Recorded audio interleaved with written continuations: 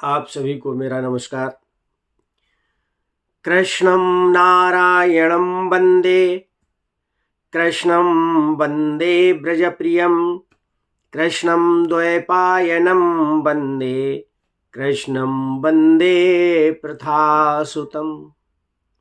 अपने पिछले वीडियो में मैंने आपको श्रीमद्भागवत के महात्म्य के द्वितीय श्लोक यम प्रव्रजन्तमनुपेतमपेत कृत्यम का अर्थ समझाने का प्रयास किया था। अपने इस वीडियो में आज मैं श्रीमद्भागवत के महात्म्य के प्रथम श्लोक सच्चिदानंद रूपाय विश्वोत्पत्त्यादि हेतवे तापत्रय विनाशाय श्री कृष्णाय वयम नुमः। इस श्लोक का अर्थ समझने का प्रयास करेंगे। तो सर्वप्रथम आप सभी एक बार मेरे साथ इस श्लोक को बोलिए।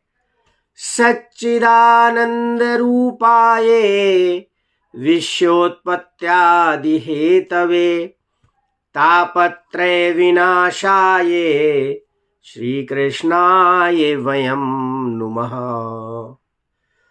इस श्लोक में भगवान वेद व्यास ने भगवान श्री कृष्ण के 3 स्वरूप बताए हैं। भगवान कृष्ण के जन्म के 3 कारण बताए हैं, 3 हेतु हैं और भगवान के 3 कार्य बताए हैं। अब हम इन सभी को एक एक करके समझने का प्रयास करते हैं। सर्वप्रथम हम भगवान के 3 स्वरूपों की चर्चा करते हैं। क्या है 3 स्वरूप? श्लोक का पहला शब्द है सच्चिदानंद रूपाय, जो सच्चिदानंद हैं। सच्चिदानंद में वेद व्यास जी ने 3 शब्दों को जोड़ा है, सत, चित और आनंद। पहले हम सत पे विचार करते हैं कि सत है क्या। सत का अर्थ है सत्य, और भगवान की पहली विशेषता यही है कि भगवान सत्य हैं। जब भगवान कृष्ण जन्म लेने वाले थे उस समय ब्रह्मा जी ने भगवान की स्तुति करते हुए कहा है, लिखा है वेद व्यास जी ने कि सत्यव्रतम सत्यपरम त्रिसत्यम सत्यस्य योनिम निहितम च सत्ये सत्यस्य सत्यमृतम सत्यनेत्रम सत्यात्मकम त्वाम शरणम प्रपन्ना। इस श्लोक में ब्रह्मा जी ने 9 बार सत्य शब्द का प्रयोग किया है। सत्य व्रत हैं आप, सत्य परम हैं आप, त्रिसत्यम हैं यानी कि त्रिकाल में आप सत्य रहते हैं, सत्यस्य योनिम निहितम च सत्य निहतम च सत्य, और सत्यस्य सत्यमृत सत्य नेत्रम सत्यात्मकम त्वाम शरणम प्रपन्ना। ब्रह्मा जी कहते हैं कि हे प्रभु, आप सत्य संकल्प हैं। आप जो भी संकल्प लेते हैं वह सत्य होता है, और सत्य ही आपकी प्राप्ति का श्रेष्ठ साधन है। भगवान को पाना तो सब चाहते हैं, लेकिन सत्य का अनुसरण करना सबके बस की बात तो है नहीं, और करना भी नहीं चाहते। सृष्टि के पूर्व, प्रलय के पश्चात और संसार की स्थिति के समय इन असत्य अवस्थाओं में भी आप सत्य हैं। पृथ्वी, जल, तेज, वायु और आकाश, इन 5 दृश्यमान सत्यों के आप ही कारण हैं और उनके अंतर्यामी रूप में विराजमान हैं।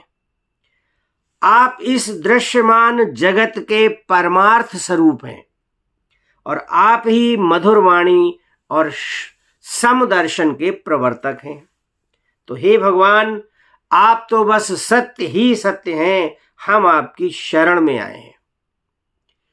भगवान सत्य हैं, और आगे कठोपनिषद में भी यही कहा गया है कि नित्यो अनित्यानाम चेतनश्चेतनानाम एको बहूनाम यो विदधाति कामान तमात्मस्थम ये अनुपश्यन्ति धीरास्तेषाम शांति शाश्वती नेतरेषाम। कठोपनिषद कहता है कि जो नित्यों के भी नित्य हैं, चेतनों के भी चेतन हैं, एक होकर के भी बहुतों की कामनाओं को पूरा करते हैं। जो धीर पुरुष यानी ज्ञानी उस आत्मस्थित परमात्मा को अपने भीतर निरंतर देखते हैं, उन्हीं को शांति और शाश्वत शांति प्राप्त होती है। इस श्लोक से स्पष्ट है कि भगवान सत्य हैं, क्योंकि भगवान नित्य हैं। ब्रह्म ज्ञानावली माला में कहा गया है कि ब्रह्म सत्यम जगन मिथ्या। ये लाइन अधिकांश व्यक्तियों को, अधिकांश भक्तों को याद है और कहते हैं कि ब्रह्म सत्यम जगत मिथ्या। ये ब्रह्म सत्य है और संसार मिथ्या है।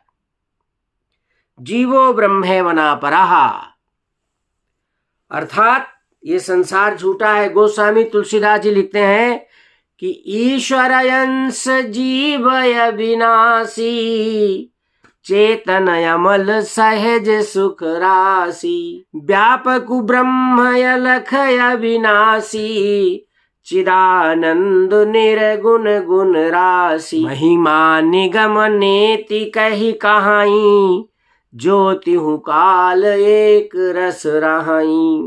भगवान भूतनाथ कहते हैं, उमा कहूँ मैं अनुभव अपना, सत हरि भजन जगत सब सपना। भगवान का भजन ही सत्य है। ये संसार तो मिथ्या है, सपना है। यह संसार स्वप्नवत है, यह संसार स्वप्नवत है। उन्नति अवनति सब धोखा है। सपने का राजा और रंक होना अनहोना सब मिथ्या है। जीवों की यही अवस्थाएं सब घोर मोह की रातें हैं। इन रातों में जो होती हैं वो सब सपनों की बातें हैं। इनमें अज्ञानी जनता सोती है, ज्ञानी जन जग जाते हैं, या फिर वो जग जाते हैं जिन पर कृपा राम की होती है। ब्रह्म सत्यम जगन मिथ्या, ब्रह्म सत्य है, ये संसार झूठा है। गीता में भगवान कृष्ण स्वयं कहते हैं, दैवी ही एषा गुणमयी मम माया दुरत्यया, मामेव ये प्रपद्यन्ते माया में ताम तरन्ति ते। जो मेरा ध्यान करते हैं वही इस माया से छुटकारा पाते हैं, अन्यथा तो माया में ही फंसे रहते हैं। अब चलो, हमें ये तो ज्ञात हो गया कि भगवान सत्य हैं, लेकिन ये सत्य है क्या, हमें तो आज तक समझ में नहीं आया है।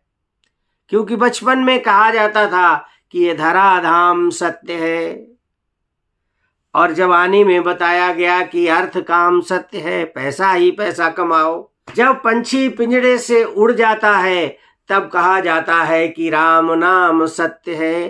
तो फिर सत्य क्या है? तो हम क्यों ना ये मान लें कि भगवान सत्य हैं। मानव जीवन में केवल एक ही बात ध्यान में रखना चाहिए कि भगवान सत्य हैं और बाकी ये संसार असत्य है, झूठा है।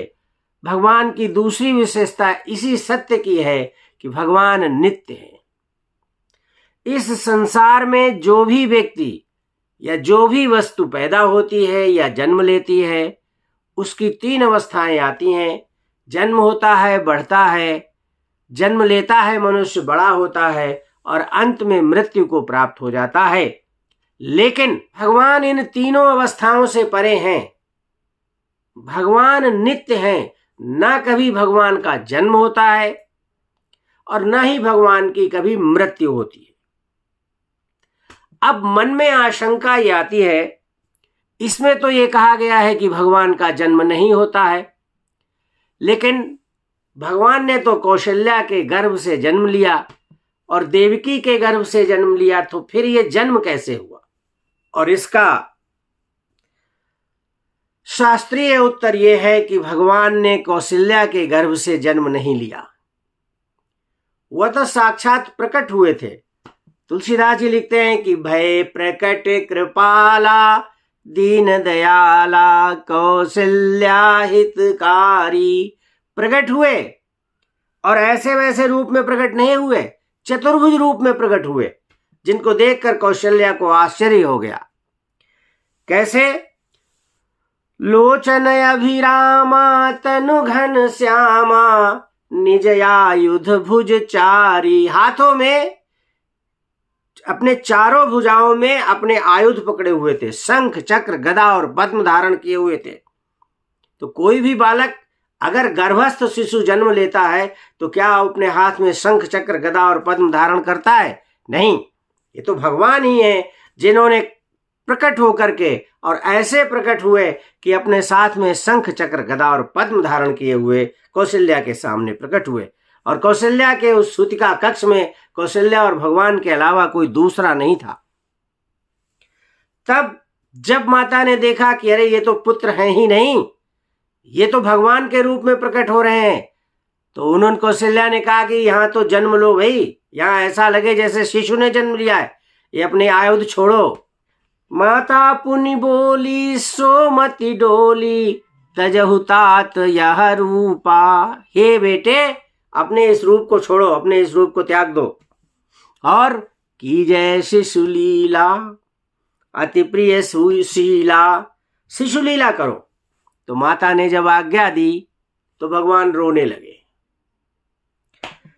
सुनि बचन सुजाना रोदन ठाना, हुई बालक सुर भूपा।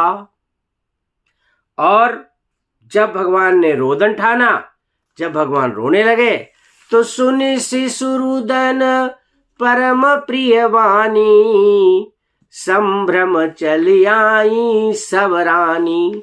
जब शिशु का रुदन सुना तो कौशल्या के सूतिका कक्ष में अन्य सभी रानियां भी आ गईं और तब भगवान छोटे से बालक बन के रुदन ठान लिया, यानी भगवान छोटे से बालक बन के रोने लगे।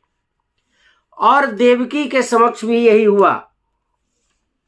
वसुदेव और देवकी के समक्ष भगवान चतुर्भुज रूप में प्रकट हुए। श्रीमद् भागवत में लिखा है, तमद्भुतम बालकमंबुजे क्षणम चतुर्भुजम शंख चक्र गदायुधामुधम, शंख चक्र गदा युधायुधम, श्रीवत्स लक्ष्मम गलशोभिकौस्तुभम, पीतांबरम सांद्र पयोद सौभगम।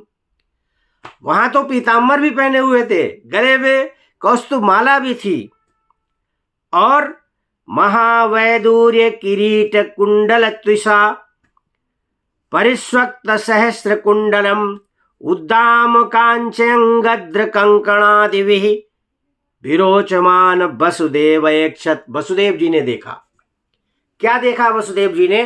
कि ये शिशु चतुर्भुज रूप में है, हाथों में शंख चक्र गदा और पद्म धारण किए हुए है, श्रीवत्स लक्ष्मम, छाती पर श्रीवत्स का चिन्ह है और गले में कौस्तुभ मणि की माला है, पीतांबर पहने हुए हैं, शरीर घने बादलों की तरह काला है, बाल पूर्ण विकसित थे, वैदूर्य मणि के किरीट कुंडल पहने हुए थे, वैदूर्य किरीट कुंडल त्विषा, कमर में करधनी थी और बाहों में बाजूबंद और कलाइयों में कंगन थे। कोई बालक इस रूप में जन्म ले सकता है? तो ये तो भगवान का रूप है, भगवान तो प्रकट हुए हैं।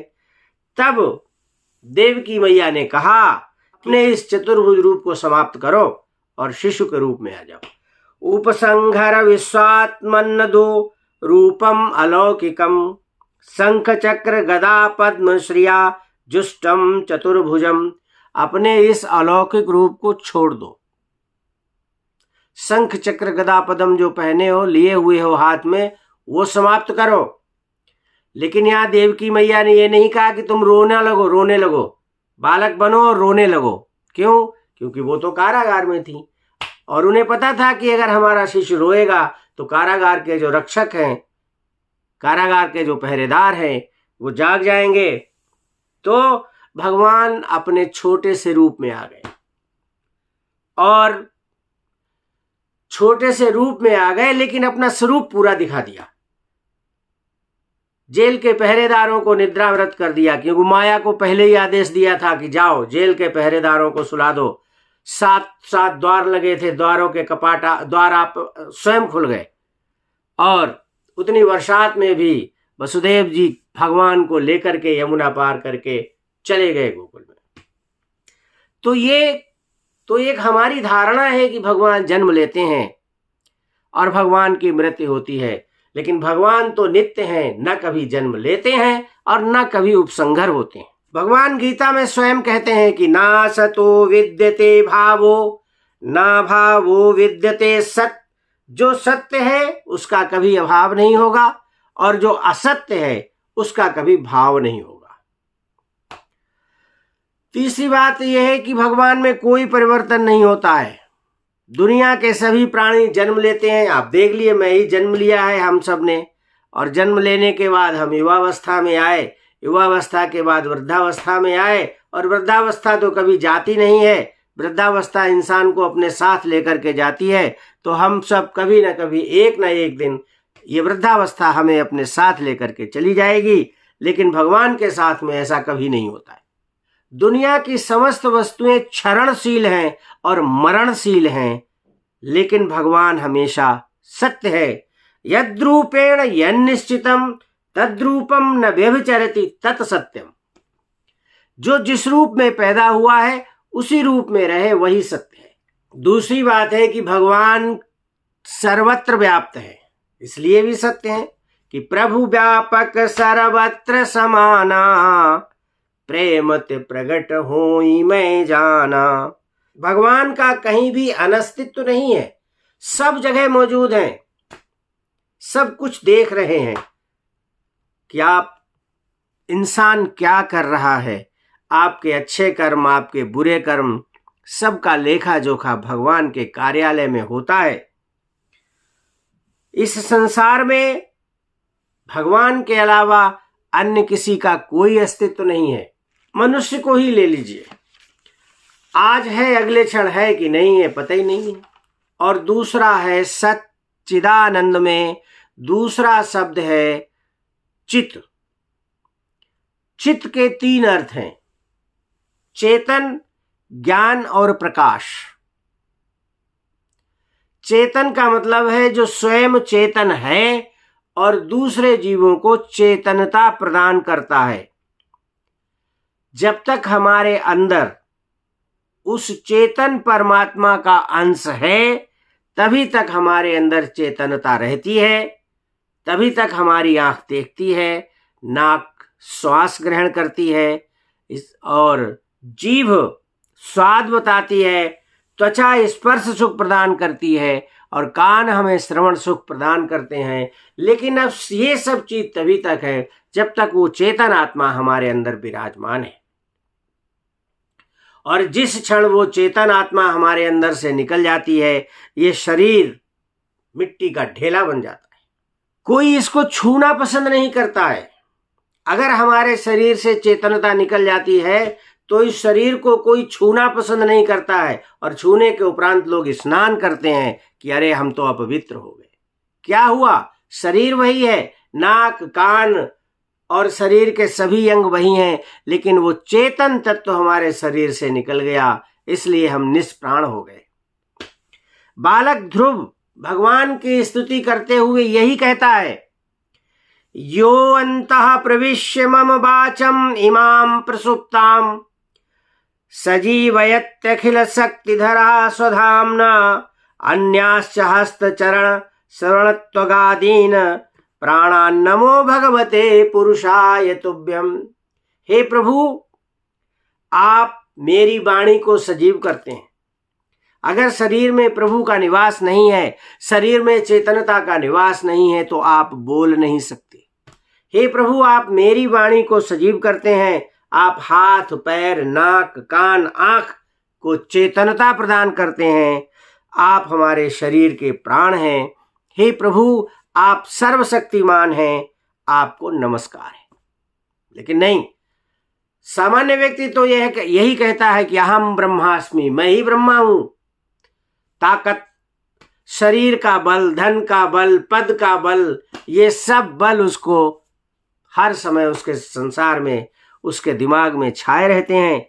लेकिन वास्तविकता तो यही है कि जब तक इस शरीर में प्रभु की चेतनता व्याप्त है, प्रभु ने जब तक के शरीर को प्राण दिए हैं, तब तक ये शरीर है। बाद में ये शरीर मिट्टी के ढेले के समान हो जाता है।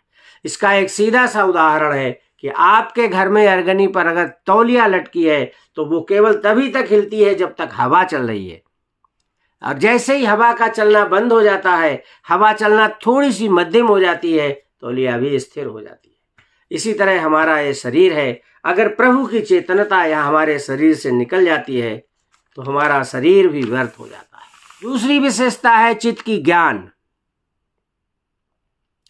बृहदारण्यक उपनिषद में ज्ञान को इस प्रकार परिभाषित किया है, विज्ञानमानंद ब्रह्मा, अर्थात जो ज्ञान की पराकाष्ठा है।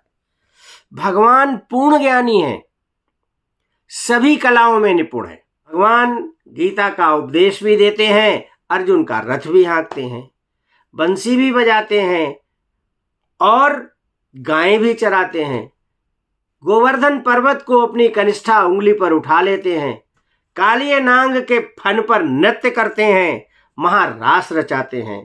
ये सब विशेषताएं केवल भगवान में ही हैं। और हम क्या करते हैं, हमारा ज्ञान जो है वो तो अज्ञान है। हम किसी न किसी स्रोत से सीखते हैं, आज हमने सीखा कल भूल जाते हैं। ये ज्ञान अनित्य नहीं है, लेकिन भगवान का ज्ञान नित्य है।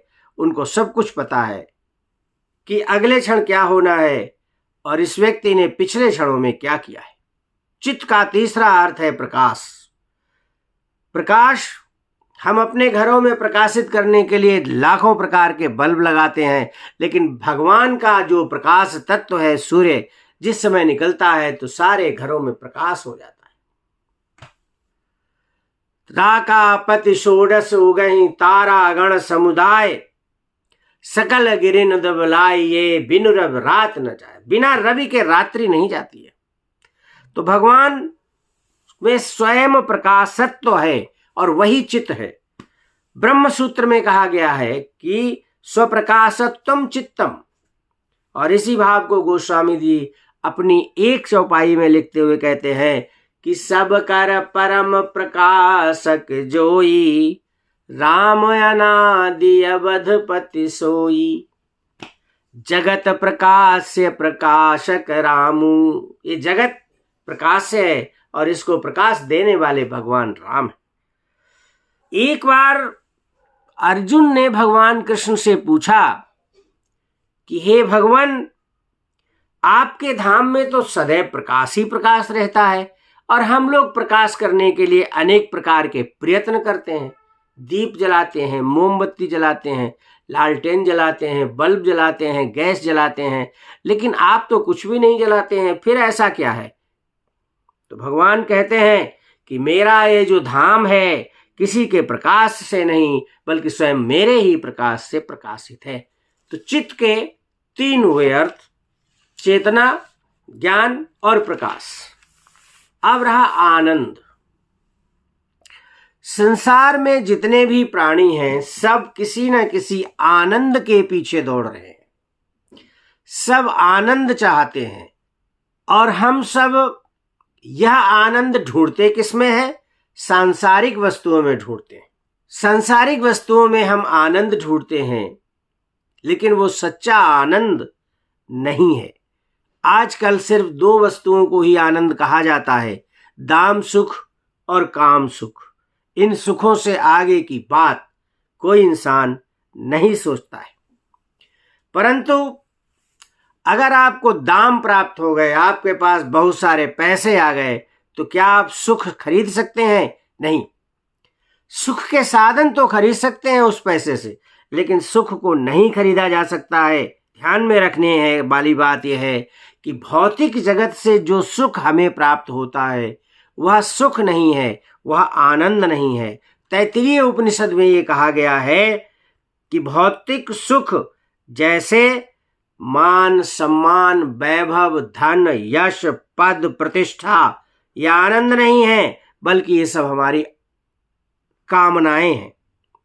आनंद का अर्थ होता है आध्यात्मिक आनंद, और वो आध्यात्मिक आनंद हमें केवल तभी प्राप्त होता है जब हम भगवान की शरण में चले जाते हैं। भगवान स्वयं आनंद के अवतार हैं। नंद के घर स्वयं आनंद ने ही जन्म लिया था। एक भजन में यही कहते हैं कि नंद के घर आनंद भयो, जय कन्हैया लाल की। कोई ये तो नहीं कहता है कि नंद के घर सुख भयो जय कन्हैया लाल की। भगवान जब सृष्टि की रचना कर रहे थे उस समय कोई चीज छूट कर उनके पास गिर गई और भगवान ने उस वस्तु को अपने पैरों से दबा दिया। लक्ष्मी जी भगवान के इस कार्य को देख रही थी, तो लक्ष्मी जी ने भगवान से पूछा कि हे प्रभु, ऐसी कौन सी चीज है जिसे आपने अपने पैरों से दबा के रखा हुआ है? भगवान बोले, वो बहुत ही इंपॉर्टेंट चीज है, बहुत ही महत्वपूर्ण चीज है, और वो है आनंद, यानी शांति। और ये शांति केवल हमारी शरण में आकर के ही प्राप्त होती है। जो आनंद सिंधु सुख राशि, सीकर तय त्रैलोक उपासी। जो आनंद के सिंधु हैं, जिनकी एक बूंद से पूरा त्रिलोक आनंद को प्राप्त हो जाता है, ऐसे भगवान ही आनंद हैं। और भगवान की शरण में जाकर के ही आनंद की प्राप्ति होती है। नारद भक्ति दर्शन में नारद जी स्वयं कहते हैं कि भगवान का आनंद प्रतिक्षण बढ़ता है। क्षणे क्षणे नवताम उपैति तदेव रूपम रमणीयताया। क्षण क्षण बढ़ता है भगवान का आनंद, और संसार का आनंद प्रतिक्षण घटता है। भगवान आनंद के सिंधु है और हम लोग आनंद के बिंदु हैं। तैत्तिरीय उपनिषद में कहा गया है कि आनंदो ब्रह्मेति व्याजानात। आनंद को ही आप ब्रह्म मानो। और आनंदाध्येव खल्विमानि भूतानि जायन्ते आनंदेन भूतानि जायन्ते आनंदेन भूतानि जीवन्ति आनंदम प्रियंत अभि संविशन्ति। इसका अर्थ है कि आनंद ही ब्रह्म है, आनंद से ही समस्त प्राणी उत्पन्न होते हैं, उत्पन्न होकर के आनंद के द्वारा ही जीवित रखे जाते हैं और प्रयाण करके आनंद में ही समाविष्ट हो जाते हैं। आज के इस वीडियो में मैंने केवल सच्चिदानंद इस शब्द की व्याख्या संक्षिप्त रूप में करने का प्रयास किया है। और अभी भगवान के जो 3 हेतु और भगवान के 3 कार्य रह गए हैं, उनका वर्णन मैं अपने अगले सत्र में यानी अगले वीडियो में करूंगा। तब तक के लिए जय सिया राम, जय श्री कृष्ण।